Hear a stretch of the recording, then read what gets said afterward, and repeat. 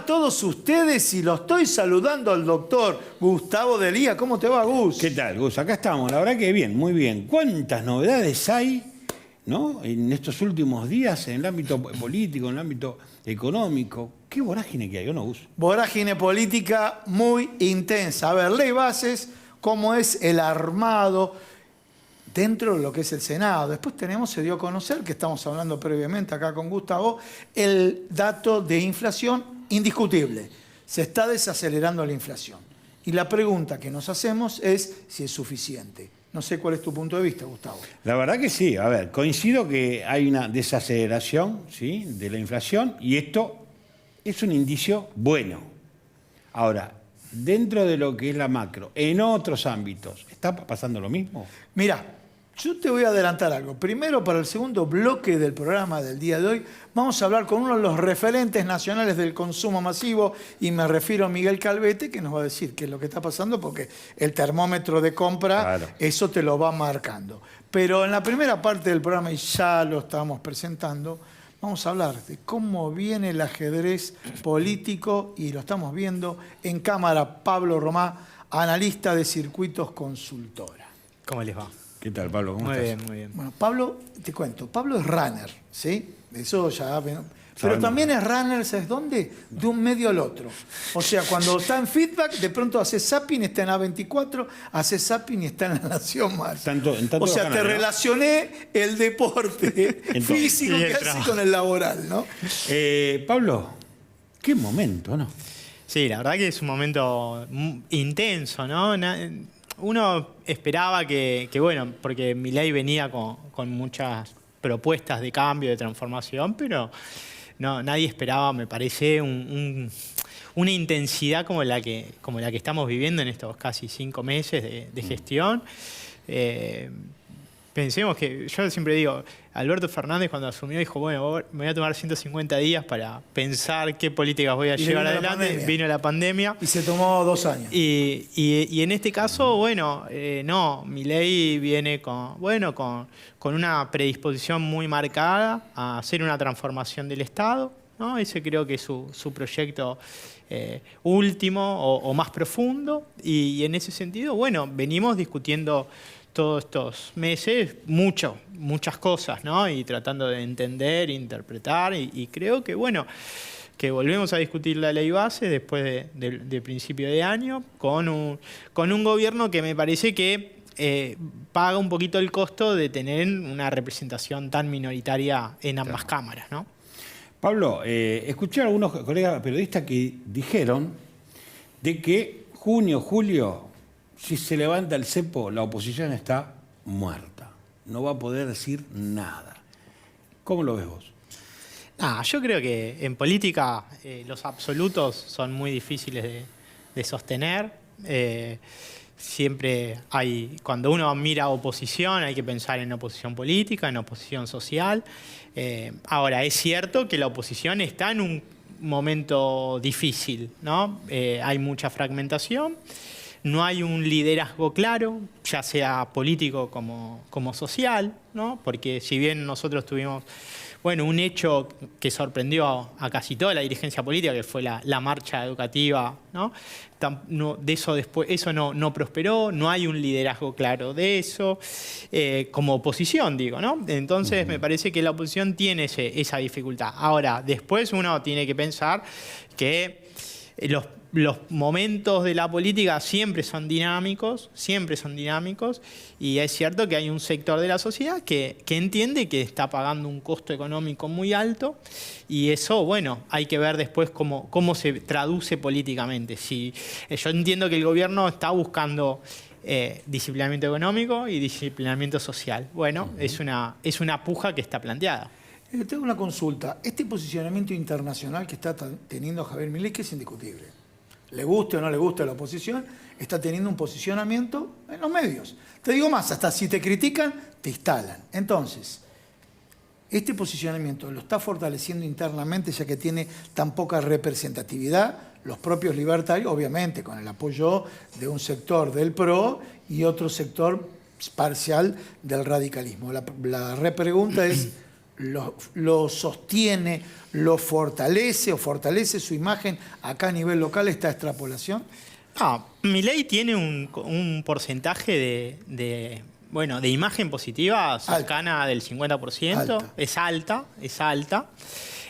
Yo creo que Milei tiene ese deseo de alguna manera de constituirse como un referente global, ¿no? Pero es impresionante, o sea, ver los diarios del mundo, guste o no le guste. A ver, le hablo si quiere a vos que no te gusta Milei, lo mirás y tiene una proyección internacional que no han tenido otros presidentes, ¿sí? Ahora, a tu pregunta, yo creo que, bueno... A ver, ¿lo fortalece internamente o no? Si bien tiene ese nivel de imagen positiva, bueno, es difícil. La discusión local siempre es muy compleja. Siempre muy compleja. Yo creo que esta idea de lo global, del liderazgo global, lo que busca es cierta legitimidad para llevar adelante su programa. Macri también, de alguna manera, jugó ese juego, ¿no? No como líder global, sino como amigo de los líderes globales, ¿no? Fue el G20, a ver, en el mandato intermedio triunfó por un amplio margen, indiscutiblemente, y después, bueno, después hay otro capítulo que es económico, que no pudo sostener, que es lo que le generaron algunos economistas ortodoxos, no heterodoxos, que le dijeron a Javier Milei, cuidado si este dólar clavado ahí empieza el carry trade y termina perjudicando o termina ocurriendo lo mismo que le ocurrió a Mauricio Macri. Yo creo que Milei se va a fortalecer en la medida en que los sectores mayoritarios empiecen a ver realmente que este esfuerzo que están haciendo no es en vano. ¿Y a qué llama sector mayoritario? Y sobre todo los trabajadores, los jubilados, sectores medios, que son fundamentalmente los que están pagando el costo del ajuste, digamos, ¿no? Porque es cierto, la inflación está bajando, hay una tendencia hacia la baja, pero la nominalidad de los precios sigue siendo muy alta. Entonces, y los salarios están muy pisados. Los salarios que se van recomponiendo por inflación, pero con una previa apropiación de ingresos de los primeros meses muy grande. Entonces, también siempre van corriendo de atrás. Y yo creo que en ese sentido, bueno, el fortalecimiento de Milei me parece que pasa por eso, porque mucha gente que lo votó para salir de una condición. Esa condición está ligada a la cuestión económica y social, que es la pobreza. Y en la medida que esa luz al final del túnel que tanto el gobierno plantea no sea más nítida y sea más fuerte, y bueno, puede tener mayor complicación en términos de una oposición más social. Pero yo creo que el fortalecimiento pasa por ahí. Después, ¿no? Nadie profeta en su tierra. Siempre adentro cuesta más que afuera, digamos, claro, ¿no? Las disputas al interior siempre son más duras. Bueno, miremos lo que le está pasando con la ley de bases en la discusión en el Senado. Y bueno, tiene poco peso. Pero consiguió un diputado teniendo una representatividad de libertarios baja, o sea... Sí, yo creo que ahí el rol del PRO fue muy importante. Y acá, en Senado, me parece que le están haciendo como pequeñas maniobritas, ¿no? Esto de dilatarle la votación para ver qué pasa con el Pacto de Mayo. Digo, pequeñas cuestiones que son, dinámicas de la propia política. Eso te iba a preguntar, porque ahora viene el Pacto de Mayo, ya estamos ahí cerca de la fecha. ¿Cómo ves vos las piezas de los distintos sectores frente a el 25 de mayo allá en la Docta, que supuestamente el presidente dijo que iba a reunir a todos para que salgamos adelante de una buena vez, con gobernadores de distintos partidos y distintos colores políticos? ¿Cómo lo ves vos? Yo creo que para el gobierno es fundamental, digamos, ¿no? Llegar a ese acuerdo, mostrar que tiene consenso político interno. Para eso es fundamental la ley de bases, para eso es muy importante ese acuerdo. No sé si será de mayo o será de otro mes, pero bueno. A ver, Milei se adelantó que puede ser junio también. Puede ser junio, porque el gobierno necesita la ley de bases. Y el pacto es solamente, me parece a mí, un acto más institucional, formal. Al gobierno y al presidente Milei lo que le importa es la ley de bases, porque es lo que le va a dar la perspectiva de salir a decir, bueno, mire, inversores, vengan, tengo la ley tiene una reforma laboral que flexibiliza el mercado laboral y eso les va a permitir a ustedes venir a invertir de la manera que quieren, digamos, ¿no? Quizás no como Milei hubiese querido, pero es lo que logró, lo que pudo lograr en términos de los acuerdos. Y me parece que esa es la cuestión más importante. Después, bueno, Milei ya ha dicho, algunos sí y otros no, pero el gobierno está trabajando ese pacto, sobre todo con algunos gobernadores. Bien. Y sobre todo con algunos bloques, ¿no? Como Bien. el radicalismo. Con el radicalismo, sí, que está complicado. Pero algunos periodistas preguntan, bueno, ¿cuál es la fecha de vencimiento de la credibilidad o de la alta imagen de Javier Milei? Pregunta genérica. Pero muchos también ante esa pregunta genérica se responden de la siguiente manera. Javier Milei va a salir a responder, como no me dieron la ley bases, no podés criticarme a mí de lo que está pasando porque no me diste las herramientas que yo necesitaba. Entonces, mi pregunta es, fecha de vencimiento y si este argumento prolonga la fecha de vencimiento. Creo que la fecha de vencimiento es muy difícil ponerle un plazo de tiempo, ¿no? Porque son procesos políticos. Los procesos políticos no se miden cronológicamente. Tal vez la palabra de fecha, ¿no? Voy a pero concepto, mucha gente... Y ¿hasta de hecho, cuándo aguantan? A mí, por ejemplo, como consultor me dice, bueno, y la pregunta, ¿cuánto aguanta la gente? ¿6 meses, 7 meses, 10 meses? Bueno, eso es muy difícil. Milei sale a responder, pero no me dieron la ley bases. Ahora, entonces, ¿cómo me vas a evaluar si no me permitieron lo que yo pensaba modificar para que, según Javier Milei, vos estés mejor? Sí, a esta pregunta, yo creo que ahí hay un problema discursivo que tiene el gobierno o que puede llegar a tener. Que para el gobierno todo retroceso político es un triunfo, digamos, ¿no? ¿En qué sentido? Bueno, principio de revelación, es la casta la que pone palos, es la casta la responsable, pero en última instancia, en términos reales, en términos políticos, el gobierno no puede avanzar, por la razón que sea, digamos, ¿no? Y por el responsable que sea. El gobierno no tiene la fortaleza para imponer su programa.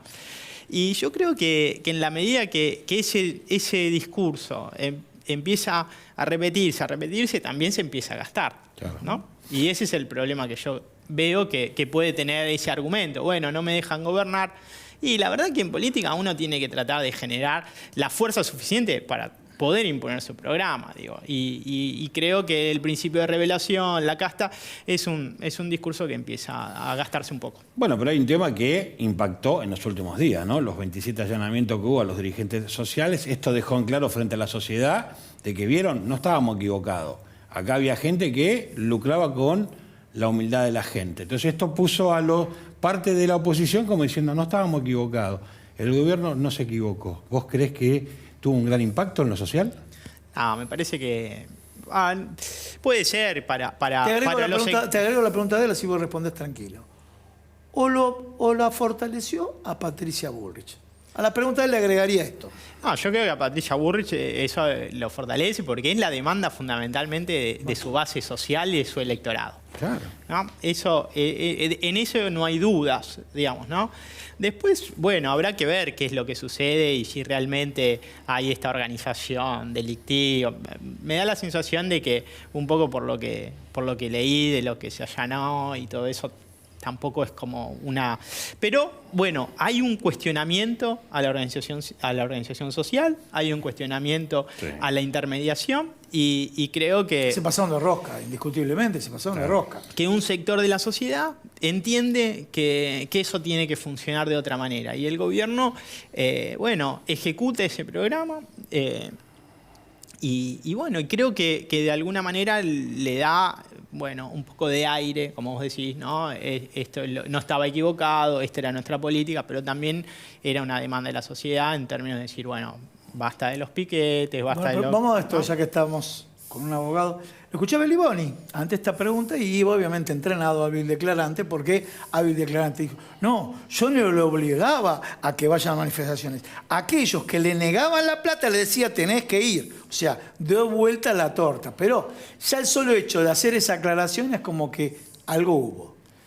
Y es difícil. También, bueno, las organizaciones tienen un poco una dinámica propia, interna.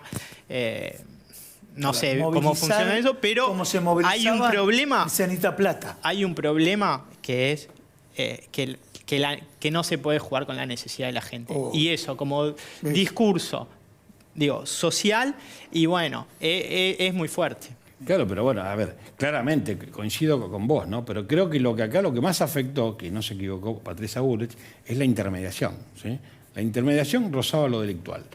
Y eso, aparentemente, por lo que hay, está, supuestamente lo que dicen en la causa penal, está probado. El tema ahora es acreditar, ¿no es cierto?, y reforzar esto. Esto deja bien parado a Patricia Bullrich en función a su alianza con Milei frente a el combate que hace con la corrupción. Yo creo que esto lo posiciona mucho mejor. Sí, yo creo que al gobierno le cierra, digamos, ¿no?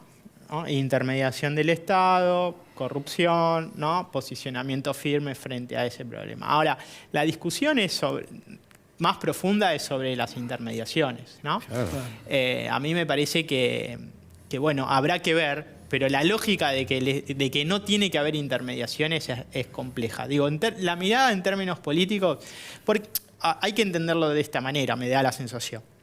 Después del 2001, donde las organizaciones sociales estaban afuera del Estado, pasaron a estar adentro, por un problema de contención social. Sí.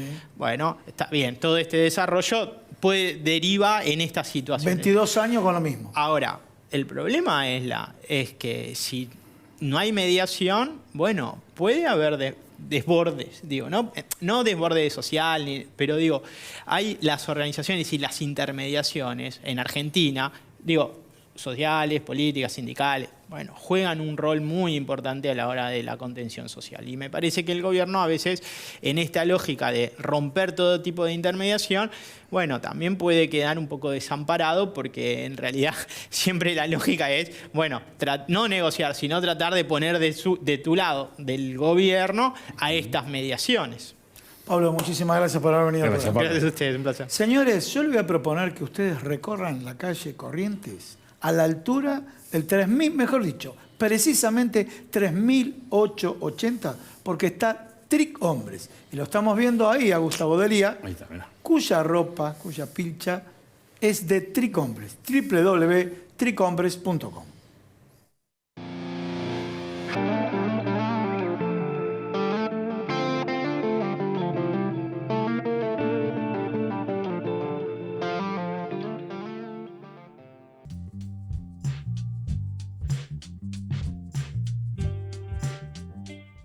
Ya podés vacunarte contra la gripe y la neumonía. Si tenés más de 65 años, podés aplicarte la vacuna en cualquier farmacia de la red COFA, solamente presentando tu DNI y credencial. También podés recibir la vacuna si tenés menos de 65 años con factores de riesgo, presentando la indicación médica.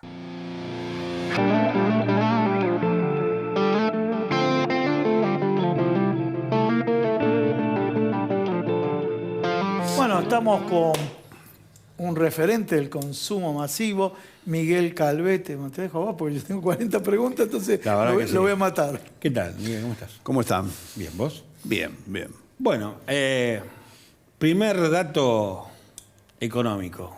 Se está desacelerando la inflación. Hay aparentemente los que dicen que saben, que son los economistas, dicen que esto da un buen indicio y una buena mirada a lo que viene hacia el futuro. ¿Cómo lo ves vos desde tu sector? Bueno, sí, efectivamente hay una desaceleración. Tiene dos lecturas. Es un buen indicio. No es para festejar un gol, no nos olvidemos que el 8% es la inflación de Bolivia en 30 meses. Así que bueno, creo que nos falta mucho. Recién hablamos, Brasil está preocupado, sea cual sea la bandera política de gobierno, por una inflación anualizada de 4 puntos. Entonces, más allá de eso, nuestro sistema económico tiene una amigabilidad con la inflación que creo que son muy pocos los países en el mundo que la tienen. A ver, O sea, primer dato tuyo, somos amigos de la inflación. Sí. somos amigos de la inflación, que de hecho la inflación muchas veces en muchos gobiernos estuvo estimulada. ¿Por qué? Por cuestiones recaudatorias, por mil motivos. Ahora, ya estamos en un dígito, ya la inflación núcleo está en torno al 5.8, 6.1. seguramente en el último trimestre del año vamos a estar en torno a 4%, 4%, entre 4.5 es real, que es la proyección para el año que viene de 60.55 puntos de inflación. O sea que eso se va a lograr. A ver, obviamente hay un costo social muy fuerte, hay una recesión muy fuerte que va a durar, sin lugar a dudas, hasta fin de año. El año que viene es un año electoral, es muy probable que comience a liberarse un poco. El cepo, lo más probable es que dure hasta fin de año. Y como te decía, esta V corta o esta pipa, como se suele decir, la tendencia es más a una U extendida. Pero efectivamente hay algunos indicios. El hecho de la baja de la tasa de interés, por ejemplo, para el sector PYME, es importante, es muy importante. Ahí está, ya tocaste ese tema. Este tema de baja tasa de interés del Banco Central. Pero baja el Banco Central, la pregunta, ¿le llega a los pymes? La segunda es, ¿le llega a los pymes para el capital de trabajo? Bueno, a ver, ya con que llegue a través de... Te voy a hablar de algo que es muy normal. En la Argentina tenemos un 50% economía informal. Sí. Muchas veces... Cuando vendés con un cheque tenés que pagar una quincena, vas a cambiar el cheque a una cueva. Sí. O a una financiera, como quieras llamarlo. Es cueva con nombre O el mismo banco. Sí. Muchas veces el mismo banco. Que usa las cuevas. Es decir, no es crédito, sino que te estoy agregando. El banco que tiene alianzas con las que cuevas. tiene su propia Sigamos. cueva, vamos a hablar. Sí, que tiene alianzas con las cuevas. Pues si vamos a faltar, estamos en un pero ya mundo estamos, libertario, digamos la verdad. bajamos de hace 3 meses de un 14% mensual a un 5%. Bien. O sea que eso... Si eso estuviera, la baja de tasas estuviera acompañado hoy por esta ley ómnibus que tiene un embrión de reforma tributaria, reforma fiscal y tributaria tiene que ser mucho más profunda. Pero bueno, por eso. Y por una flexibilización laboral y una reforma laboral, creo que esto, la recuperación sería mucho más rápido. Bien. Obviamente en la primera mitad del año en economía sabemos que, y más gobiernos nuevos, es un proceso recaudatorio por parte del Estado. Se recompone la caja del Estado. Se cobra adelanto de ganancias, se cobran ganancias, se cobran bienes personales, las retenciones del agro, que hoy es el principal ingreso del país. Ahora, tenemos una segunda mitad del año donde el gobierno creo que tiene el gran desafío de comenzar a recomponer salarios y jubilaciones. No te olvides que en este primer cuatrimestre tenemos un 65% de inflación. Sí. Si lo comparamos con salarios, estamos en torno a un 45% de recomposición. O sea que se perdieron ya 20 puntos. Si lo comparás con jubilaciones, es para que un 55%. Se perdieron casi 30 puntos. Entonces, y no te olvides que la próxima recomposición mes a mes es en función del 8.8. Del anterior, Claro. ¿no? De todo O sea, el proceso. claro, o sea que... Hay a ver, el tema es muy técnico, los promedios móviles. Pero lo dejamos para otro capítulo. es otro tema Los bastante más promedios complejo, engorroso y tiene muchas lecturas. Ahora, Sí. necesariamente para reactivar la economía tiene que haber una baja de precios. De hecho, hay una retracción ya de muchos precios en consumo masivo. Eso es, a ver, acá en este programa, Gustavo, a mí, bueno, ¿qué es lo que estás viendo? ¿Qué producto está bajando? ¿Se dieron cuenta que los formadores de precios se tienen que dejar de embromar? A ver, acá tenés dos grandes grupos de formadores o deformadores de precios.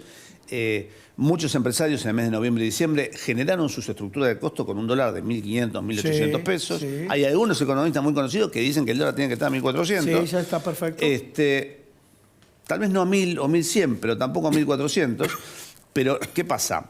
Se generaron estructuras de costos a 1.500, 1.800 y hasta 2.000. Bien. O sea que todavía queda margen por Llegaron los bajar. bifes, llegaron los bifes. No ¿Ves algunos sectores? A ver, aceite, bajó, porque papel lo veo carísimo. No, Papel. a ver, bajaron los niveles de consumo en todos. Hay una sustitución de marcas. Bien. Reaparecieron segundas marcas, terceras a marcas, veces, marcas discúlpame, blancas. a veces del mismo líder Bueno, tiene una a segunda ver, marca. ¿qué pasa? Las primeras marcas cayeron casi 25 puntos de venta porque estaban sobreestoqueadas y obviamente muchas de esas tienen su segunda marca, su tercera marca, las grandes cadenas también. Y acá comenzó el debate de la importación. Y se abrió la importación. Exacto, el debate de la importación de alimentos. Hablando con los dos grandes sectores, con la Copal son las grandes industrializadoras de alimentos, dicen sí, estamos de acuerdo. Ahora, es un poco ingenuo pensar que una gran productora de fideo seco de primera marca importe fideo para bajar su propio precio. propio precio. No te olvides que el 70% de la importación de alimentos Sí. lo realizan grandes retailers del supermercado, las grandes cadenas de supermercado y las grandes compañías elaboradoras y procesadoras de alimentos, que a su vez, por lo general, son multinacionales. Entonces, es un poco ingenuo pensar eso. Hablas con la Cámara de Pequeña y Mediana Industria de Alimentación. Aclaremos que hay multinacionales argentinas, como puede ser Arcor. Arcor, Molinos. Argentina argentinas de origen instaladas argentino. en el mundo. Exactamente.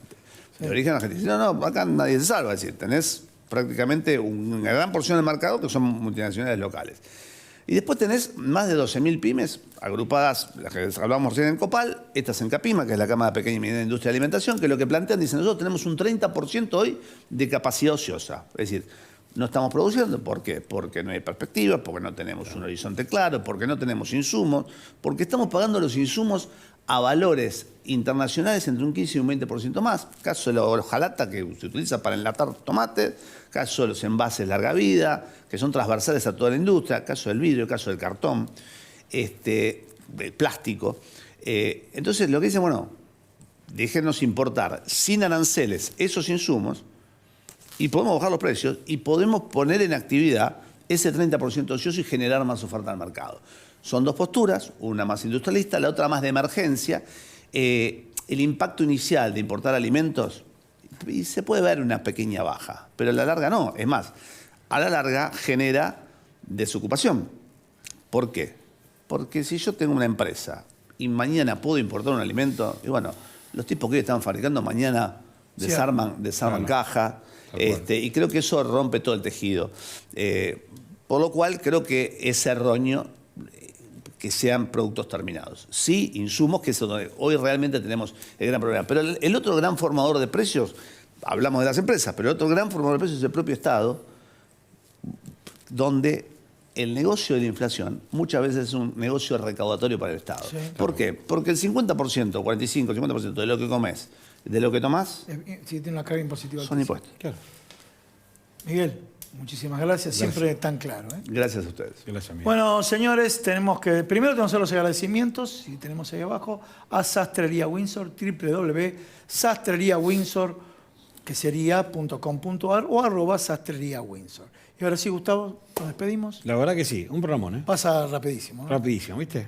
Pero bueno, es bueno tener muy buenos invitados. Sí, muy buenos invitados.